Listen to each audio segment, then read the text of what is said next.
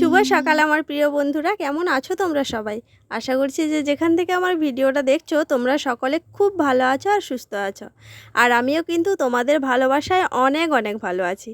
পূর্ব মেদিনীপুর জেলার ছোট্ট একটি গ্রাম থেকে আমি মৌসুমি। আমার ব্লগ চ্যানেলে তোমাদের সবাইকে অনেক স্বাগত আর অনেক ভালোবাসা জানিয়ে আজকে এখন থেকে একটি নতুন ভিডিও শুরু করলাম। আশা করছি আজকের আমার এই ভিডিওটা তোমাদের অনেক অনেক ভালো লাগবে। আজকে হচ্ছে রবিবার আর এখন সময় কিন্তু 7টা বাজে। আর আজকে আমি ঘুম থেকে উঠেছি কখন জানো? 6টা 20-তে ঘুম থেকে উঠেছি, কারণ কি আজকে রবিবার, মেয়ের স্কুল নেই, এই কারণেই দেরি করে উঠেছি। আর ঘুম থেকে উঠেই দেখি জল এসছে, জলটা ধরে নিয়ে এসে তোমাদের দাদাভাইকে ঘুম থেকে তুলতে এসছি। কারণ কি ও তো দোকান যাবে। মোটামুটি আমাদের পাড়ায় যাদের দোকানদানি আছে সবাই কিন্তু অলরেডি যেতে শুরু করে দিয়েছে, আর এরা এখনও পড়ে পড়ে ঘুমাচ্ছে। না করে হলেও আমি তোমাদের দাদাভাইকে 5-7 মিনিট ধরে ডাকছি যে উঠে পড়ো, দোকান যাবে। সবাই কিন্তু দোকান যাওয়া শুরু করে দিয়েছে, কেউ আর নেই। আর এদিকে মেঘ করেছে, যখন তখন বৃষ্টি আসতে পারে, আর বৃষ্টি এলে আবার খানিকটা সময় নষ্ট হবে। ওই কারণে কখন থেকেই ডাকছি। আর সকালবেলা ঘুম থেকে উঠে দেখি কি মা বাবা বিছানার মধ্যে নেই। তারপরে বাইরে বেরিয়ে দেখলাম কালকে শনিবার ছিল, অনেকগুলো চারা গাছ নিয়ে এসছে, বেগুন চারা, তারপরে অনেক রকমের বীজ নিয়ে এসছে। তো সেইগুলো এখন লাগানো হচ্ছে। সেই সকাল থেকে উঠে মা বাবা হচ্ছে সেখানে সমস্ত চারা গাছপালা যা যা আছে সমস্ত কিছু লাগাচ্ছে। ওই কারণে বাবা দোকান যাবে না, আমাকে বলছে কি ছেলেকে ডেকে দাও, দোকান যাবে। আর ও ভেবেছে বাবা দোকান যাবে, এই আনন্দে ঘুমোচ্ছে। তো যাই হোক, ওকে ঘুম থেকে ডেকে তুললাম। আর ও বেরিয়ে যাওয়ার পর তারপরে হচ্ছে আসলাম রান্নাঘরে। আর আমার রান্নাঘরের অবস্থাটা শুধু একবার দেখো, চারিদিকে জিনিসপত্র এলোমেলো হয়ে পড়ে রয়েছে। আর আজকে এত পরিমাণে এঁঠো বাসন জমা হয়েছে। কারণ কি বলতো, গতকাল রাতে যে জল রুটি করেছিলাম আর একটুখানি ঘুগনি করেছিলাম, এই জন্য অনেকগুলো বাসনপত্র জমা হয়ে গেছে। এখন সবগুলো বাসনকে এক জায়গায় গুছিয়ে তারপরে হচ্ছে বাইরে নিয়ে যাব, দিয়ে পুকুর জলে ভালো করে এখন ভিজিয়ে দিয়ে আসব। আর অনেক দেরি করে বাসনটা ধোবো, কারণ রান্নাঘর মুছতে হবে আর গ্যাসটা ভালো করে মুছতে হবে। কালকে রাতে যে রুটি করেছিলাম পুরো গ্যাসটাতে ময়দা আটা পড়ে একদম যাতা হয়ে গেছে। আর নিচটাই দেখো কেমন সাদা হয়ে রয়েছে। তো ওই জন্য একটুখানি সাবান গুঁড়ি নিয়ে এসেছি, দিয়ে ভালো করে গ্যাসটা সাবান দিয়ে ভালো করে মুছে নিচ্ছি। এমনিতেও গ্যাসে যখন রান্না করি চারিদিকে তো তেলের ছিটা পড়ে, আর গ্যাসটা কেমন যেন তেল চ্যাট করে। আর এখন গ্যাসের রান্নাটা তো খুবই কম হয়ে গেছে, কারণ উনুনটা হওয়ার জন্য বেশিরভাগ টাইমে আমি উনুনে বসিয়ে দিচ্ছি। শুধু সকালে জলখাবারটুকু ছাড়া আর তেমন কিছু হয় না গ্যাসে। তো ওই কারণে একটু সাবান গুঁড়ি দিয়ে ভালো করে গ্যাসটা মুছে নিয়েছিলাম। তারপরে দেখো কাপড়টা ধুয়ে নিয়ে এসে শুকনো করে ভালো করে মুছে নিয়েছি। আর দেখো গ্যাসের ওভেন দুটো পরিষ্কার করে ধুয়ে নিয়ে এসেছি। এখন ওভেন দুটো ওর মধ্যে রেখে দেবো, তারপরে হচ্ছে যাব রান্নাঘর মুছতে। রান্নাঘরটা অলরেডি আমার অর্ধেকের বেশি মোছা হয়ে গেছে, আর একটু মুছলে মোটামুটি হয়ে যাবে। আর রান্নাঘর মুছতে মুছতে এদিকে তোমাদের দাদাভাই চলে এসছে, ও এখন দোকান যাচ্ছে। আর দোকান যাওয়ার আগে দেখো এখানে একটা বিশাল বড় ঝগড়া হয়ে গেল। আর এই জন্যই এখানে এত লোকের সমাগম। আর ওই ঝগড়াতে কিন্তু তোমাদের দাদাভাইও যোগদান করেছিল। তোমাদের দাদাভাই, বাবা, আমার কাকু কাকিমা সবাই, পাশের বাড়ির সঙ্গে ঝগড়া হচ্ছিল। যে রাস্তাটা দিয়ে যাওয়া আসা হয় ওদের ঘরে কী করেছে, ওখানটায় ঘিরে দিয়েছে, ওইটা নিয়েই ঝগড়া হচ্ছিল। আর তোমাদের দাদাভাইকে বলছি কি, তুমি যাও না, বাবা তো আছে, বাবা কথা বলছে, তুমি কেন দোকান যাওয়া বন্ধ করে এখানে শুধু শুধু তর্ক করছো, তুমি বেরিয়ে যাও। তো অনেক বকাবকির পর যা হোক কোনো রকম করে ও বেরিয়ে গেল দোকান। আর ও বেরিয়ে যাওয়ার পর তারপর আমি এই যে রান্নাঘরে আসলাম। গতকাল রাতে তো সবজি বাজার করে নিয়ে এসলো, ওগুলো তো গুছানো হয়নি। কালকে তো শনিবার ছিল, হাটবার। আর বাজার করে নিয়ে আসে, সেই দোকান বন্ধ করে 10:30-11টা হয়ে যায়। তখন আর খাওয়া দাওয়ার পর ইচ্ছে করে না ওসব কাজ করি। ওই জন্য সবজির বাজারের ব্যাগটা ওইভাবেই পড়ে থাকে, পরের দিন সকালে সবসময় ওই রকম গুছিয়ে রাখি। তো সবজির ব্যাগ ঢালার সঙ্গে সঙ্গে দেখলাম একটা বেগুনের চারা বেরিয়েছে।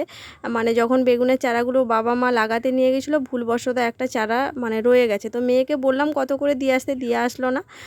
তো লাস্টে মা এসে নিয়ে গেছে। তারপরে সবজিগুলো সুন্দর করে সবজির ঝুড়িতে গুছিয়ে রাখলাম।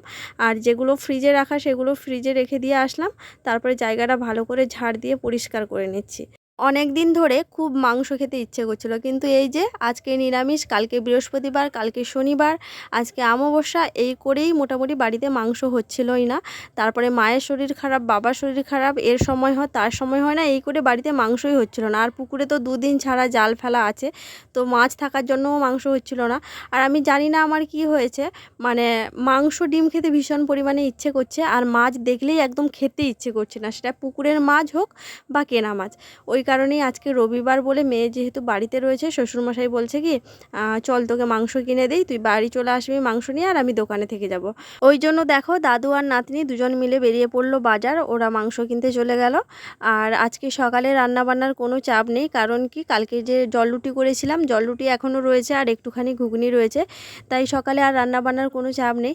আর মেয়ে আর শ্বশুরমশাই দুজনে কেউ কিন্তু বাড়ি থেকে খেয়ে গেল না, দুজনকেই বললাম খেতে, খেয়ে গেল না। আমার মেয়ে বলছে কি দাদু চলো আজকে বাজারে গিয়ে খাবো। তো মেয়ের বায়না রাখতে শ্বশুরমশাইও কী করবে, না খেয়েই দুজনে বেরিয়ে গেছে। আর আমার মেয়ে সকালবেলা শুধু একটা বিস্কুট খেয়েছিল, আর কিছুই খায়নি। আর শ্বশুরমশাই তো ব্রাশ করে শরবত খেয়ে যে বেরিয়ে গেল। তো ওরা বেরিয়ে যাওয়ার পর তারপরে আমি আসলাম আমার কাজে। মানে রোদও হচ্ছে না আর এখন বৃষ্টিটাও হচ্ছে না, কিন্তু ফাঁকা করে রেখেছে।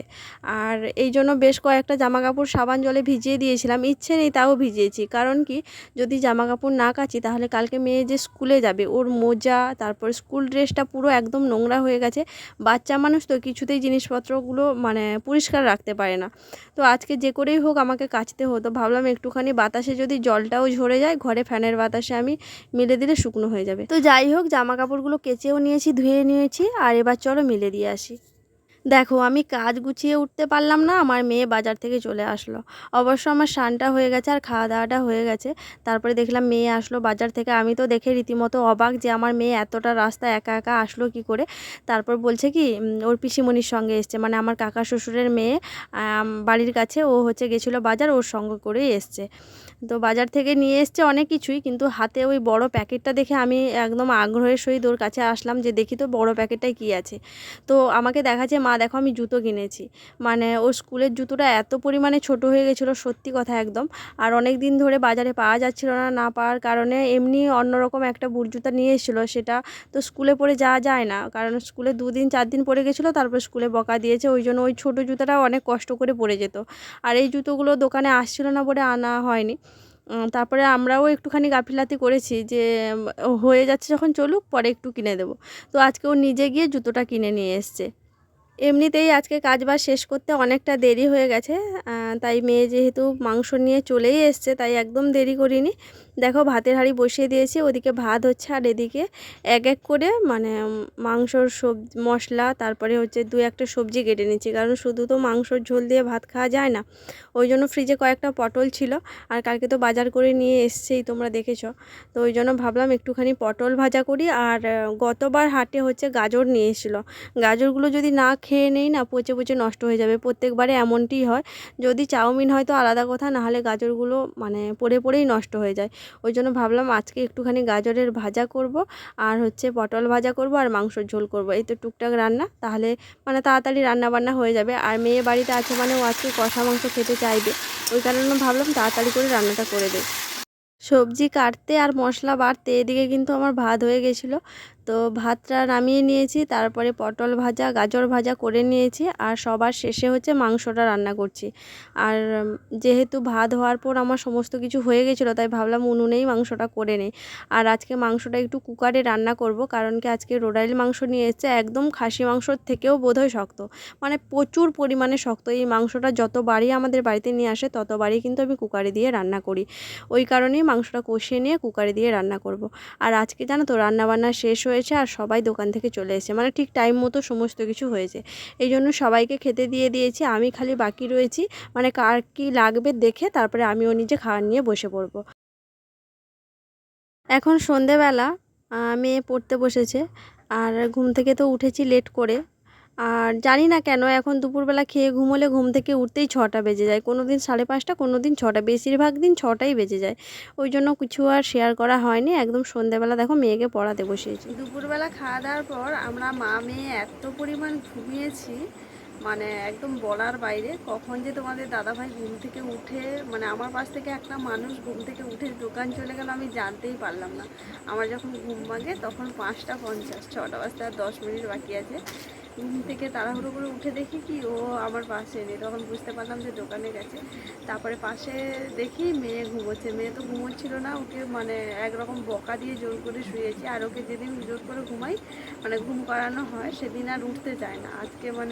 আজকেও তাই, মানে সন্ধে হয়ে যাচ্ছে, বলছি যে 6টা বেজে যাচ্ছে, একটু ঘুম থেকে উঠে খেলা করতে যাবে, ও উঠছেই না, বলছে আমি এখন উঠবই না। তো অনেক কষ্টে ওকে ঘুম থেকে তুলেছে আর আমিও উঠেছি। আমি বাইরে বেরিয়ে দেখি পুরো হালকা হালকা অন্ধকার হয়ে গেছে, মানে খাওয়া দাওয়ার পর সেই যে ঘুম দিয়েছে একদম পুরো, আজকে ঘুমটা একদম সলিড হয়েছে। তো যাই হোক, তারপরে হচ্ছে ঘরের টুকটাক কাজকর্ম ছিল। এই যে দেখো না, জামা কাপড়গুলো এখনও শুকনো হয়ে রয়েছে, জামা কাপড়গুলো এখনও শুকনো হয়নি, সবগুলো ঘরের মধ্যে মেলে রেখেছি। ভাবছি কি এই যে ফ্যান চলছে, সারা রাত ফ্যানের বাতাসে শুকনো হয়ে যাবে। বিশেষ করে মেয়ের জামাটাকে নিয়েই ভাবছি যেন শুকিয়ে যায়, কালকে সকালে আবার স্কুল রয়েছে। আমি যদি শনিবার জামা কাপড়টা কেচে দিতাম তাহলে এখন মানে এই সমস্যাটা হতো না। তো যাই হোক, আশা করছি কালকে শুকিয়ে যাবে। তো এখন এই যে মেয়েকে নিয়ে পড়তে বসিয়েছি, অনেকক্ষণ আগে পড়তে বসেছে মেয়ে, আর আমি ভিডিওটা শুরু করলাম অনেক দেরি হয়ে গেছে, এখন 8টা বাজে, আর মেয়ে পড়তে বসেছে 7টা থেকে। তো বেশ সন্ধ্যাবেলা ওকে একটুখানি খেতে দিয়েছিলাম, মাংস ছিল দুপুরে যে মাংস করেছিলাম, তো তরকারি খানিকটা বেঁচে গেছে, তো একটুখানি মাংস দিয়েও ভাত খেয়েছে। এখনও পর্যন্ত ওই জন্য খাওয়ার কথা বলেনি, কারণ দুপুরবেলা একদমই ভাত খায়নি। ওই আম দিয়ে একটুখানি মানে 2 গাল মতো ভাত খেয়েছে, আর খায়নি। ভাত সমস্ত ঢাকা দিয়ে রেখে দিয়েছিলাম, সন্ধ্যাবেলা খেয়েছি। তো এখন যাব হচ্ছে রান্নাঘরে, মেয়ের পড়াটা হয়ে গেলে রান্নাঘরে যাব। আর আজকে রান্না হবে ভাত, একদম টুকটাক রান্না হবে, সেদ্ধ ভাত করব, কারণ কি দুপুরে ওই যে মাংসের ঝোল খাওয়া হয়েছে, তো সেটাই যথেষ্ট, মানে রিচ খেয়েছি তখন। আর এখন আর কিছুই করবো না, শুধু সেদ্ধ ভাতই করবো, আলু সেদ্ধ করবো আর একটুখানি ডালে সেদ্ধ করবো, তারপরে মেয়েকে খাওয়াবো। তো যাই হোক, চলো তাহলে ভিডিওটা আজকে এখানেই শেষ করলাম। তোমরা সবাই ভালো থাকো, সুস্থ থাকো, সাবধানে থাকো। আর আজকে আমার এই ভিডিওটা তোমাদের কেমন লেগেছে অবশ্যই কিন্তু কমেন্ট করে জানাতে ভুলবে না। যদি ভালো লেগে থাকে লাইক কমেন্ট শেয়ার করে আমার চ্যানেলটিকে সাবস্ক্রাইব করে আমার পাশে থাকবে। চলো, দেখা হচ্ছে খুব শীঘ্রই পরের একটা ভিডিওতে। সবাই ভালো থাকো, সবাইকে আজকের মতো টাটা। টাটা, গুড নাইট। গুড নাইট বলো। টাটা, গুড নাইট। হ্যাঁ, গুড নাইট।